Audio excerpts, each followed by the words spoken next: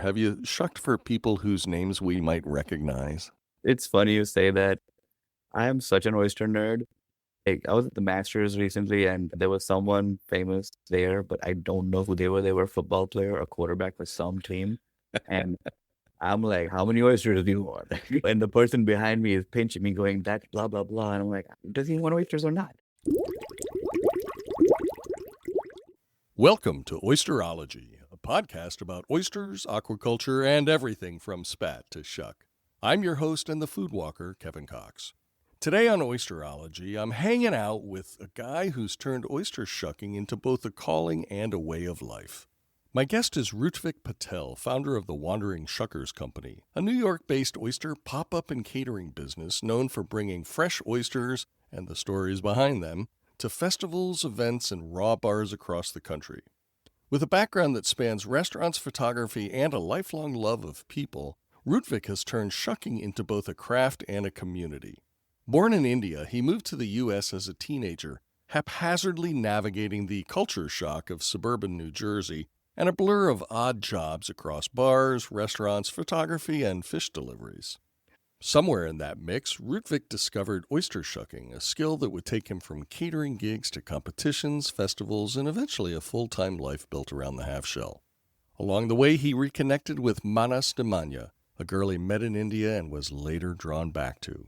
Together, they've turned their lifelong friendship into a loving marriage and business partnership where Mahnaz is the superpower who keeps the show running while Rutvik keeps shucking. In our conversation, we talked about how oysters transformed Rutvik's life and how he and Mahnaz turned their respective dreams, hers of acting and his of shucking, into a life that is as much about people as it is about shellfish.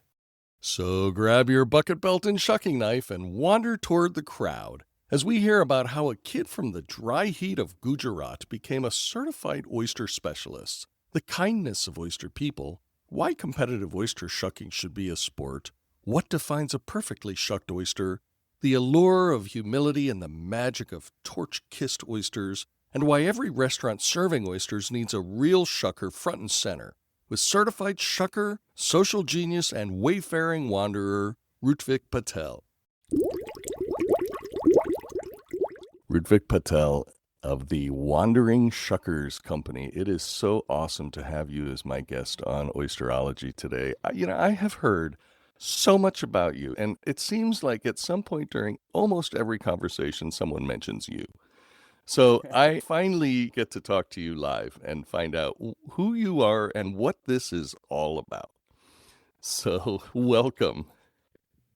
Thank you, Kevin. Thank you for having me. I'm fortunate these people have kind words to me. I want to know a little bit about you and who you are, what your background is, where you were born, that kind of thing. And I'll just let you tell me that story. I was born and raised in India in a place called Ahmedabad. I like to call it the Midwest of India.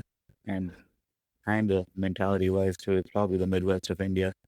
Very landlocked place, dry, hot summers, pleasant winters, not much seafood going on. So I didn't grow up around oysters at all. It was a fun childhood. I had a lot of fun growing up. My dad was a GM at a textile industry, like a textile company. My mom was a teacher. And I grew up around a lot of animals because my dad was part of the WWF, but not the wrestling, the World Wildlife Fund, yeah. Right. Yes. He was involved in starting the first zoo in our city. And he was also the first director of a snake park that existed in our city. And my dad was adventurous, so we went on a lot of road trips. We went exploring a lot. I saw a lot of India with him. And mom was a firecracker. I didn't realize until much later in life how we were getting fed because she cooked every single day, but she went to work every single day. And it was insane. We had breakfast, we had lunch, we had dinner. She worked a full-time job. And it was, yeah. I didn't realize until much later in life what she was pulling off. And my sister is another one. She lives in Hong Kong now, and she takes on characteristics of both parents too. Little firecracker over there. What was your childhood like? I moved here when I was 14. So before 14, I had a very carefree childhood in Ahmedabad. I loved it. I have distinct memories of my dad doing snake shows where he would handle snakes, and he would talk to the audience about them. I used to help him with them, like the non-venomous snakes. They would let me handle the sand boas, and they would have to hand it to them. So it was not the most traditional Indian childhood because it's not things that a lot of Indian kids end up doing. What kind of educational background do you have? I went to a Catholic school in India, St. Xavier's Loyola High School. Amazing institution. It's been around for 100 some odd years now. And I left at 14, so I left right before schooling became serious over there. And I finished my 10th, but I barely passed because I knew already I was moving to this country. So my last year there was just party. What brought you to the U.S. and where did you go? I had no say in that. It was my parents. They took an opportunity for immigration that came up, and they moved to the States. We came to Cherry Hill, New Jersey. Is where we landed up first. I used to live in Cherry Hill, New Jersey. Seriously? I did. I went to Cherry Hill East. Yeah. No kidding. Man. What a small world. That was a shocking introduction to a life in the States because it was very different than what I had just come from in India. And that was my first time leaving the country. So my parents just took me from India and plopped me into suburban America. And I think they might have regretted that a little bit. Really? Why do you think that is? I'm a friendly guy. I get along with most people. So I did exactly that. I made friends and I started hanging out. And the best way to assimilate is to probably get along with the wrong crowd. So I did just that. And my parents, I don't think they expected that level of craziness once I got over here. Right. It went from going 20 miles an hour to 120 very quickly. I didn't know what racial profiling was until I came to Cherry Hill. So early 2000s was probably not a great space to be a brown kid in near New York, New Jersey area. Yeah, did you experience a lot of that when you got there? Quite a bit. Yeah, quite a bit. There was a lot of random stuff, but it is what it is. We deal with it. Did you go on to college? I tried my hand at college. I believe I've gone to 7 different colleges. It wasn't for me. I think the restaurants ruined me. Did you get into the food business at that point? Yeah. Once I moved to New York, I used to deliver fish. So I used to take my motorcycle, ride out to Long Island at like 3 a.m, pick up a delivery truck, and drive around New York delivering fish to restaurants. So I would just go pick up a truck that was pre-packed and go whatever number the restaurant was and go give them their delivery. That's it. Right. But it got me into the restaurant. Like I got to see what was going on for the first time. I'd never known that world. So that was my first experience with restaurants. I had no idea even then that this was where it was going to end up. But that turned into knowing people in the restaurants and kind of understanding what's going on there. And eventually walking by a place that had just opened, it said bar back needed. And I was like, oh, that's my in. I'll start as a bar back. And I broke my back working as a bar back in Queens. And from there, it just kept rolling onto more stuff and school just got sidelined. I'd seen bartenders walking away with cash. I'd seen servers making money. And also, I just wanted to get in, and the bar back I had no idea what I was doing, but hey, I'll clean, I'll do whatever. So that was my end, because it was money. So then I have to ask, why oysters? Like, how did you get involved in oysters? When the pandemic happened, the restaurant I was working in at that point closed. And this strange feeling of relief swept over me. And I kind of promised myself I'll never work in a restaurant ever again. And I've done exactly that. I just couldn't handle it anymore. The chasing that tip, right? Always. And that is the culture I grew up with. I was 36 or 37 at that point. And the pandemic hit. So it gave me a little time off to think about what I wanted to do, how I wanted to go on. I was a photographer for 10 years. I was working in restaurants, and I was dog walking. And at a wedding I was shooting, the florist, Amanda from Dumble Flowers, she pointed me out and she just asked me if I liked oysters. And I shrugged my shoulders. I said, yeah, I do. That conversation led into her daughter working for a catering company that was looking for someone to fill a shucking spot that Saturday. I didn't know much about it at all. I had no idea what it involved. I'd just seen them at some restaurants here and there, but no knowledge of it at all, actually. So I was trained for 1 hour, and then I went to a gig on my own. Wow. What happened in that 1 hour? Sydney's an excellent teacher. She taught me how to shuck oysters. She did her best to get me out there, and I got out there. So I massacred oysters for a while, but that was my introduction to oysters. It felt right. It was so much fun. I was in a crowd. Oh, yeah, by the way, the catering company I worked for used to do bucket shucking. So we walked around shucking oysters at events. That holster sort of around your Yes, hips. yes. So you were one of those people. That's how I started shucking. And I think if I would have found shucking as a restaurant shucker, I'm not sure if I would have ended up in the same spot because I got introduced to shucking light. Like Right. most people end up in places where they have to do a lot of shucking. I ended up Yeah. in a spot where I had to shuck 100 oysters, 200 oysters at an event, like very, very light work. And that just kept rolling. I realized the company was something that I could work with and kind of contribute towards. So I took on a more managerial role. And that got me more involved with oysters. The switch really turned on when Oyster Master Guild somehow found their way to my Instagram, and I clicked through, found what they were doing, got involved, took the first level, and the community is what got me going. That's the main thing. Like I didn't know the community. You are, as I understand it, a level 2 certified oyster specialist with Oyster Master Guild. Is that right? Yeah, that's correct. Yeah, which is quite an accomplishment. So congratulations Thank on you. that. It's something that I kind of tread lightly upon because I've met true specialists now, and I've been doing this since 2021. All right. Mm-hmm. My first oyster I ever shucked was in 2021, but there are people out there who are doing some crazy work, and yeah, I know my stuff, but I tread lightly upon that. I was in the oyster industry for 3 years before I knew that the oyster industry existed beyond my little world, you know? And once I found out they were there was no option for me but to go and work with them and shuck with them and get my game up to their level.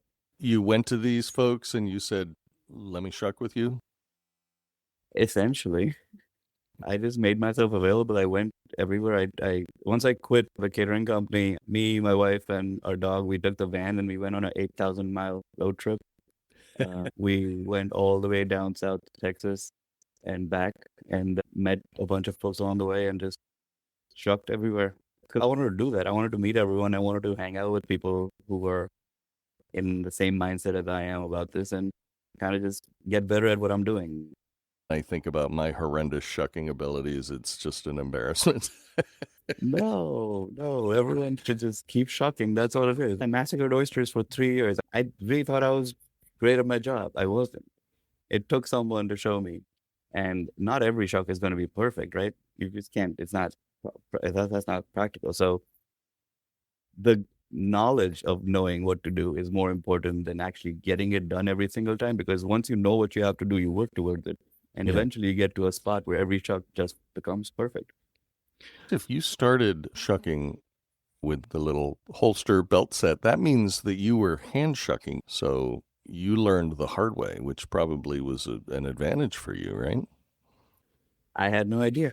I just learned the way they taught me. I don't think it's harder or easier. I think table truckers are just as efficient and faster. And I mean, they probably won't stab themselves more, I guess. But I've only stabbed myself once, knock on wood. Do you wear a cut-proof glove or something? That's funny. I stabbed myself because I was shucking an oyster at 6 a.m. drunk, trying to shuck an oyster for a friend. That'll do it. That's when I used to wear a glove, and I was shucking without a glove, and I cut myself. Now I don't wear a glove, and I have not cut myself since then. So I don't wear a protective glove. The way I've learned to shuck is using my fingers and my thumbs a lot. And I think the gloves kind of come in the way of doing that. So I don't use a glove. How do you shuck an oyster? Because I know there are different styles of shucking. You know, there's table shuckers, like you mentioned. There's hand shuckers. There's hinge shuckers, side shuckers, bill shuckers. Describe how you shuck oysters. I am what you would call a hinge shucker.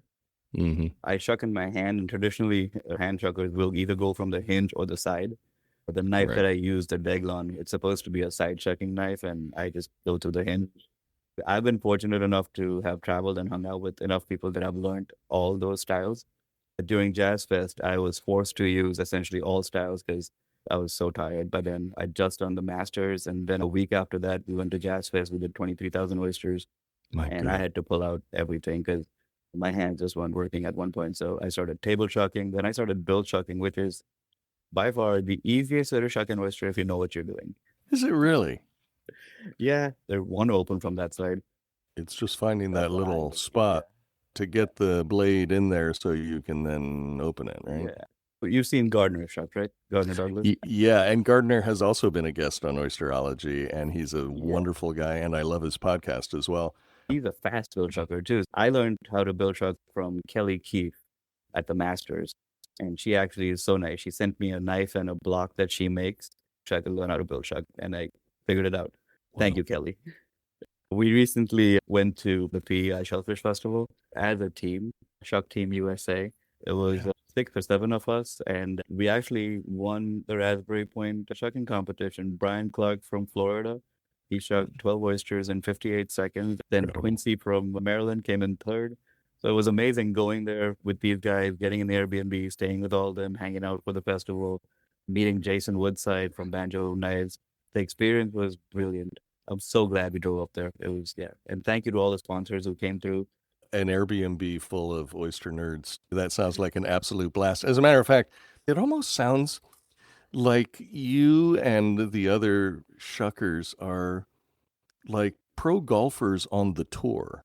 You go to different events on different weekends and you see each other and you talk about it. And sometimes somebody shucks a little faster than another and vice versa. And it sounds as much as a sport as it does as a culinary event. Does it feel that way to you?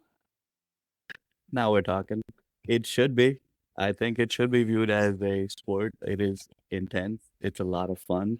A lot of us have had these conversations about this. I think there is something here. It would be a lot of fun. Because quite honestly, I'm not a fast shucker.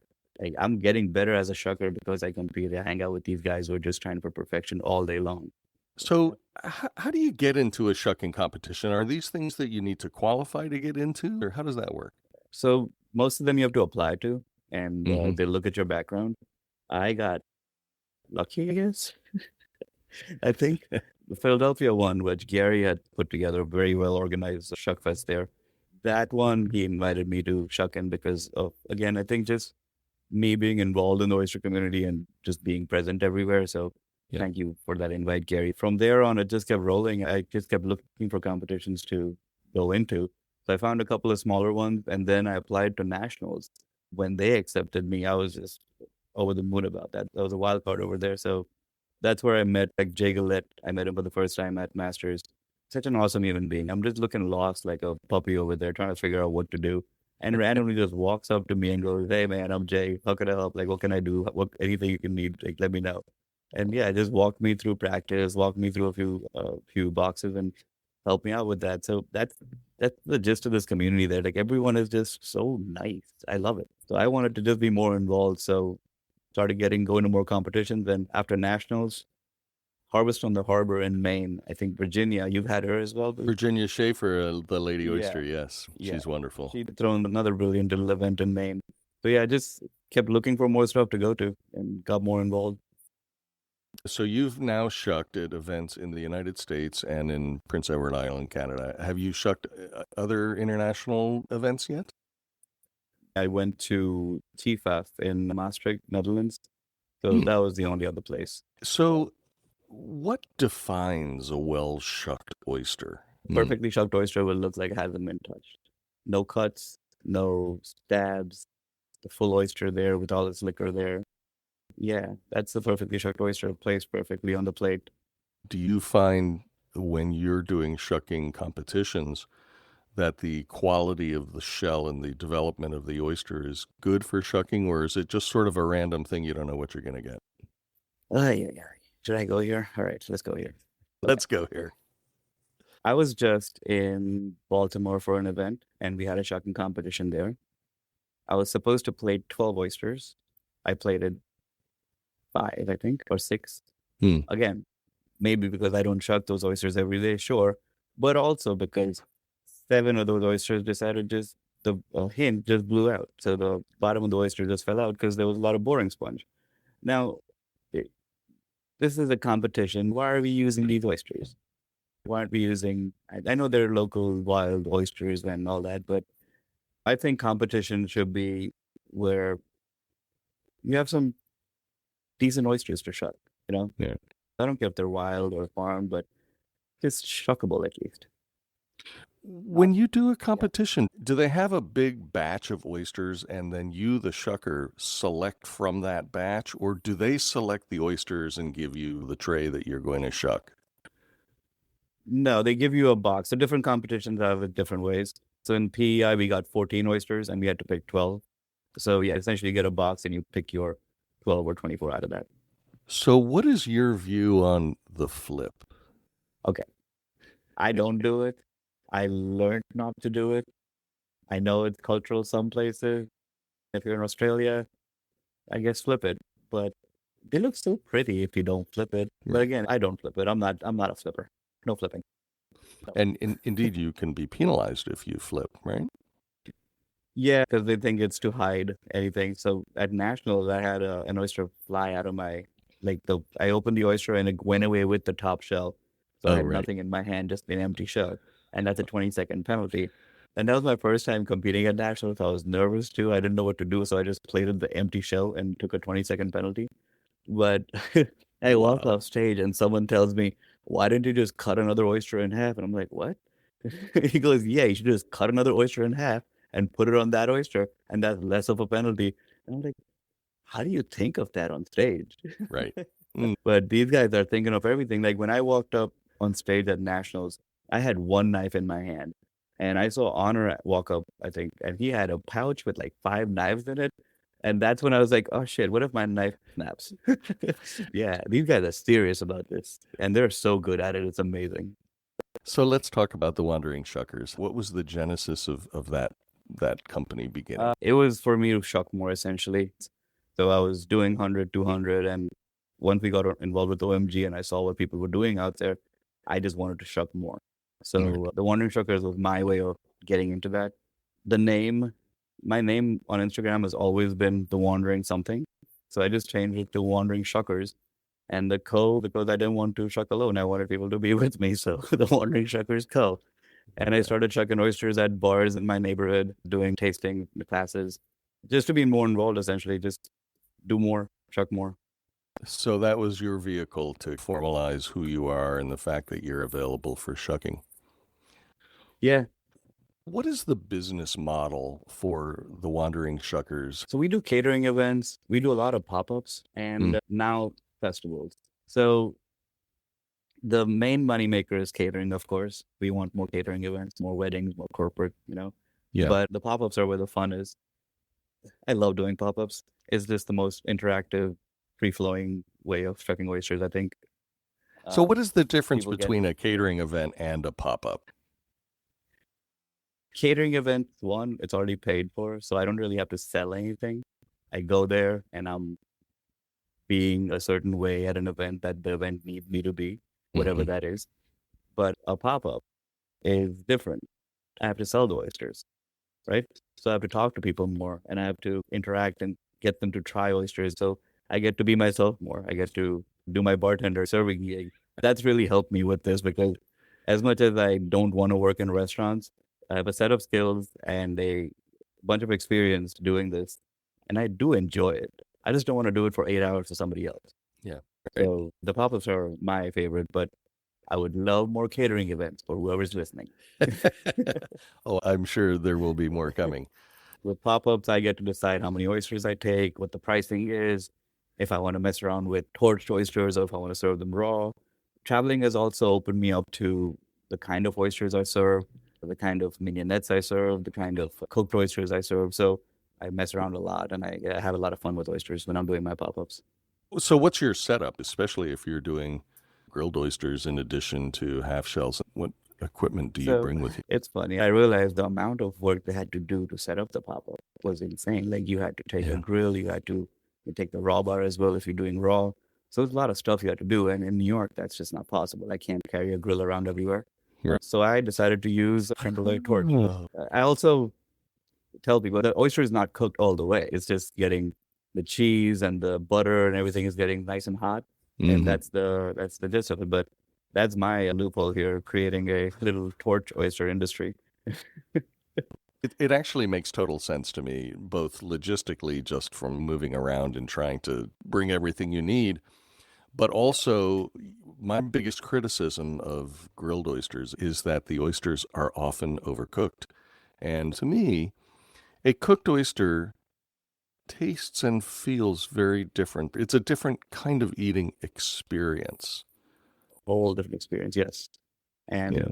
man, if you want to do cooked oysters, go to New Orleans. They are epicenter of cooked oysters. Amazing oysters there. But again, yes, you're right. If you overcook an oyster, it doesn't matter what all you put on there. The meat's always going to be a little chewy. It's not fun to eat. I'd much rather eat a raw oyster. I do appreciate cooked oysters a lot. And I do them because I think people love them. It's a lot easier for people to see something with cheese and garlic butter and be attracted to that. There are varying schools of thought on what kind of additives you add to a perfectly shucked raw oyster, or a torched one, and that is the cheese or too much mignonette tends to mask the flavor of the actual mollusk itself. So how do you deal with that when you are serving cooked oysters or raw ones that people want to add spoonfuls of mignonette? For the cooked ones, I have a very specific recipe, which was so Brooklyn Kura is a sake brewery in Industry City. They gave me a tour of their brewery, and I saw kasu after you're making sake. Okay, real quick. When Rutvik says kasu, he means the leftovers from making sake, a thick aromatic rice paste squeezed out after brewing. In Japan, it's just too tasty to waste. People pickle fish in it. They stir it into soups. They even snack on it. Think of it as sake's flavorful footprint. So I whipped that up with some butter, put smoked soy and yuzu in there, plop that on an oyster and torch that, and it tasted amazing. So that was added on our menu because I was like, can we eat this? Yes, you can. Okay, let me try something with it. So mainly I'm just experimenting with what goes well with oysters, what I'm working with right then and there. And sometimes it works, sometimes it doesn't. As far as raw oysters are concerned, don't put anything on there, please. But if you are going to put something on there, a little bit of lemon, pepper, light mignonette.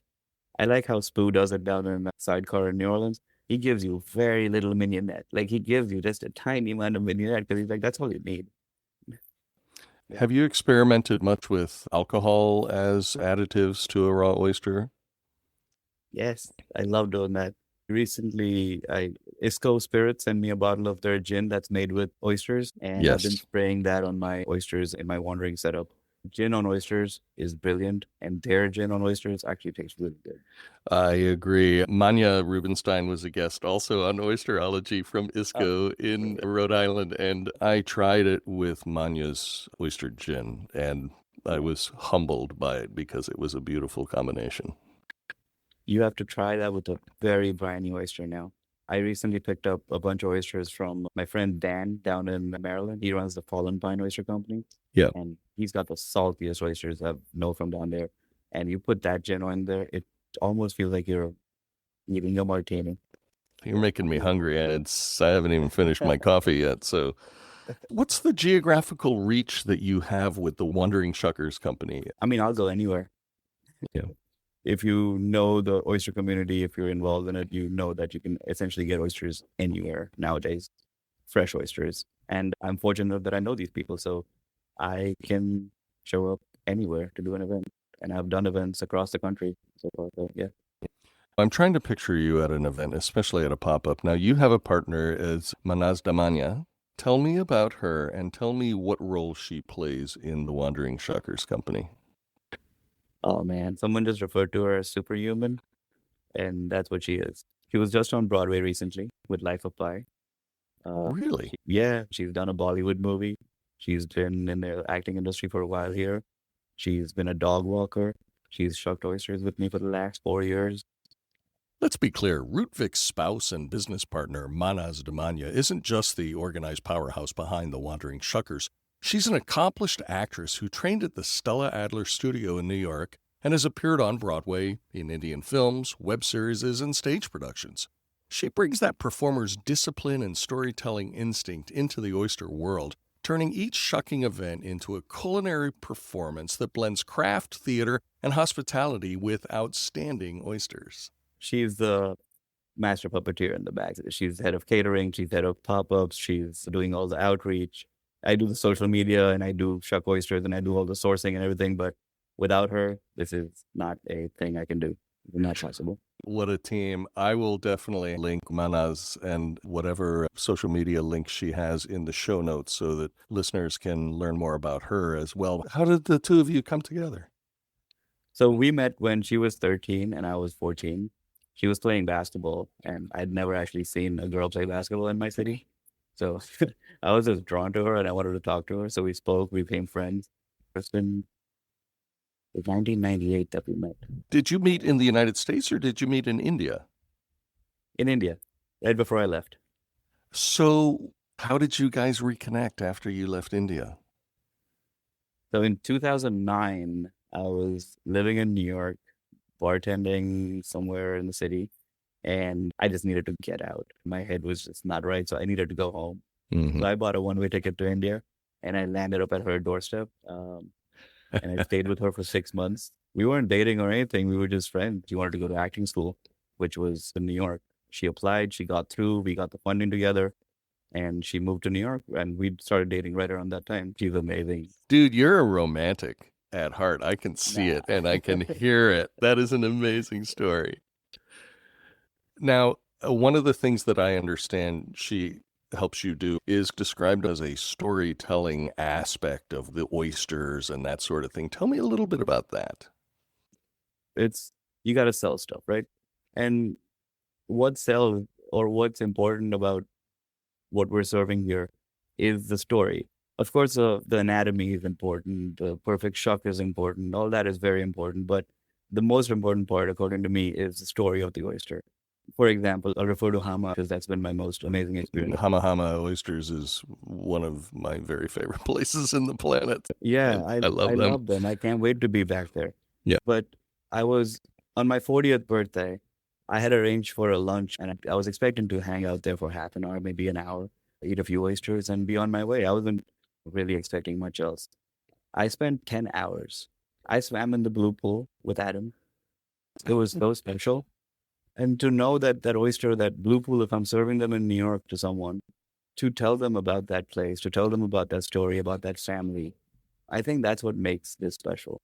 And when I serve oysters, I want to tell people where they're from. It's not an East Coast, West Coast thing. It's Hama from Hood Canal, Adam, Lisa, Adrian, Lauren, people worked in there. Those matter. So those are the stories I want to bring across. The community is what I'm here for. I find that people want to know the background of the food that they're eating these days increasingly. Do you find that as well?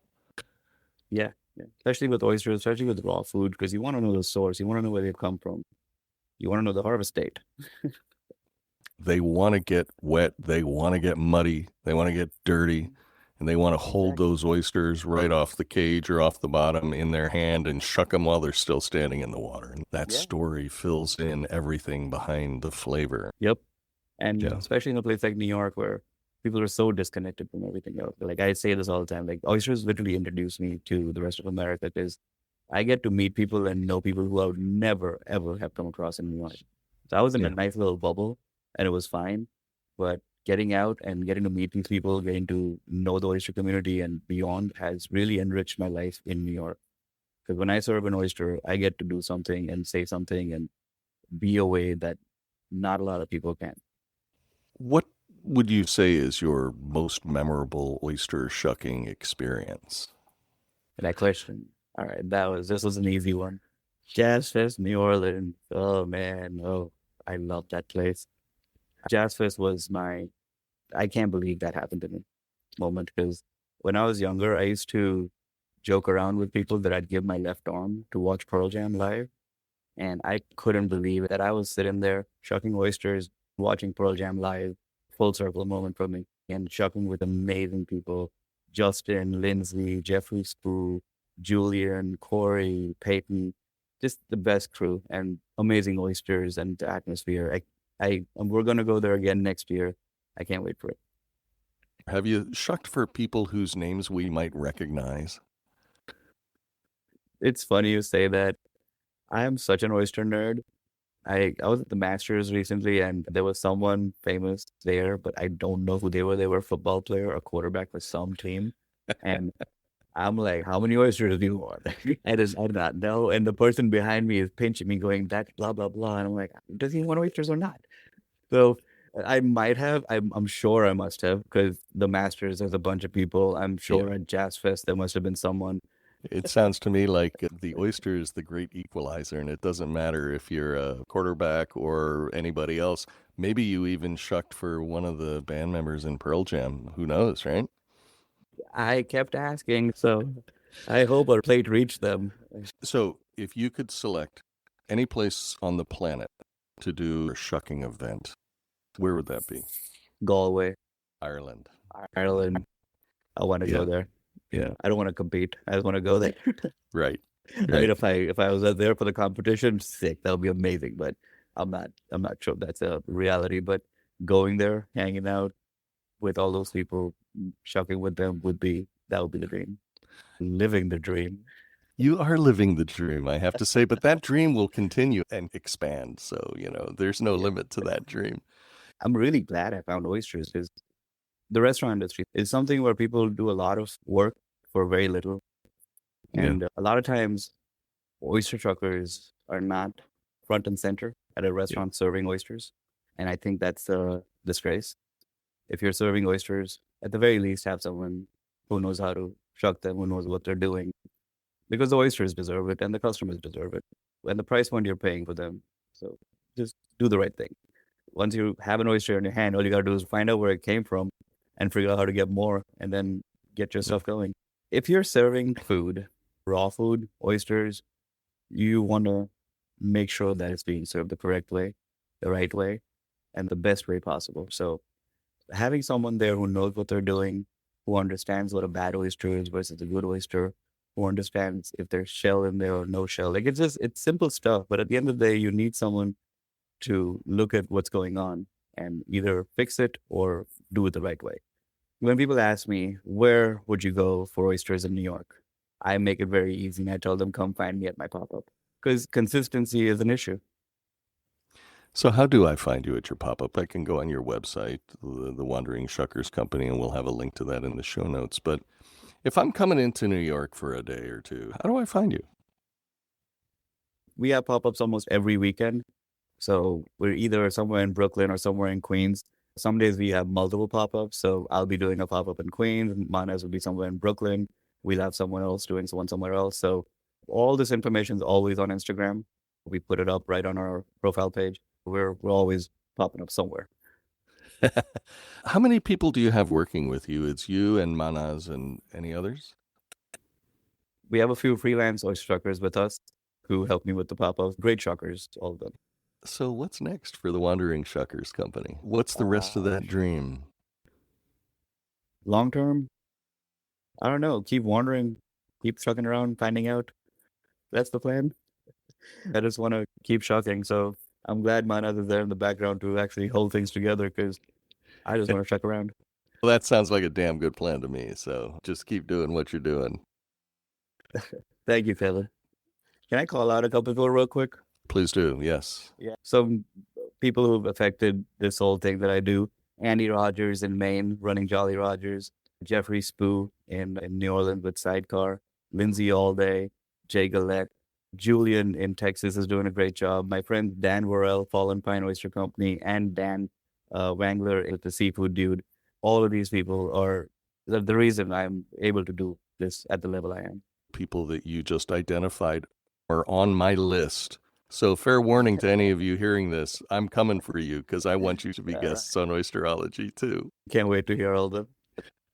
Rutvik, I am so grateful that you've taken the time to be my guest on Oysterology, and I'll be tracking you down at Oyster South. Thank you so much for having me, Kevin. That's it for this episode of Oysterology. Thanks so much to my guest, Rutvik Patel of the Wandering Shuckers Company.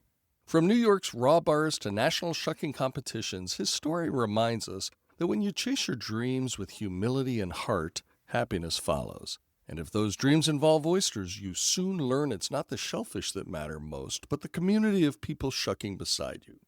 Thanks so much for listening to Oysterology. And if you enjoyed this episode, be sure to follow the show, share it with a friend, and leave us a review so more people can discover the world of oysters too. And please be sure to join me again next time when I pry open the shell of another interesting oysterology topic.